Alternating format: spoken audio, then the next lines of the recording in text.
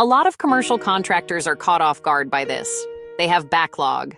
Work is still strong, healthcare and manufacturing are busy, industrial's still moving in a lot of markets, but they can't find experienced people to run the work. And the biggest thing changing the hiring market is data center construction.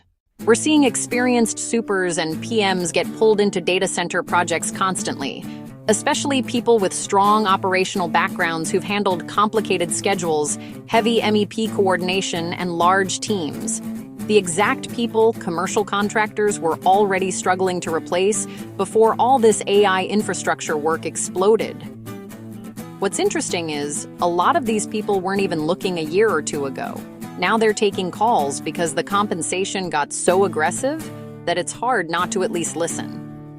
Once somebody starts comparing a regional commercial opportunity against a major data center package with bigger bonuses, retention money, and years of backlog already lined up, it changes expectations fast. That's where I think some commercial contractors are struggling. They think they're competing against the same companies they competed against 5 years ago. They're not. Now they're competing against AI infrastructure money. It's affecting hiring way beyond data centers themselves. A lot of firms are also underestimating how much this is changing compensation expectations across the market. Even companies with strong culture and good retention are running into situations where candidates get deep into the interview process and then disappear because they're comparing the opportunity against a completely different level of package tied to data center work. Once somebody sees those numbers, it's hard to set expectations back to where the commercial market was a few years ago. We're also seeing more counteroffers than we used to.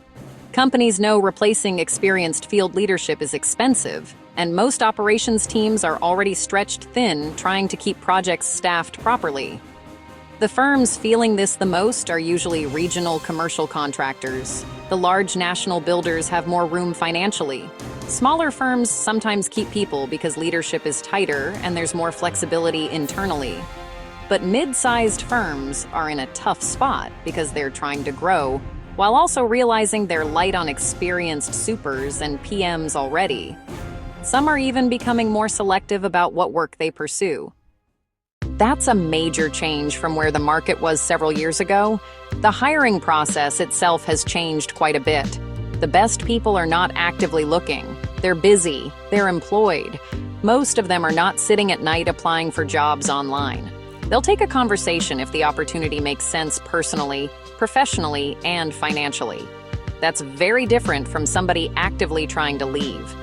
Many experienced supers and PMs are willing to listen if the project pipeline is strong, leadership is solid, the compensation makes sense, and the role improves their quality of life long term. That's why relationship-driven recruiting matters a lot more now than it used to. Companies having the most success are connected to people long before there's an actual opening. By the time a position officially opens up, the strongest candidates are already talking to somebody else. I believe many companies are still hiring too slowly for the market we're in. Experienced candidates move fast, especially people with backgrounds in large commercial projects, electrical infrastructure, or complicated MEP coordination. Those candidates usually have multiple conversations at the same time. Companies landing the strongest people are decisive. They know what they want quickly, they communicate well, and they stay connected to people long before there's an actual opening. The amount of AI infrastructure and data center construction planned across the country is enormous, and those projects need experienced leadership immediately.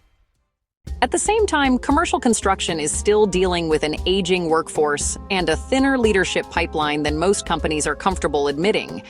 That combination is changing hiring across the industry, whether companies work on data centers or not. The firms that are going to handle this best are the ones that recognize the market already changed.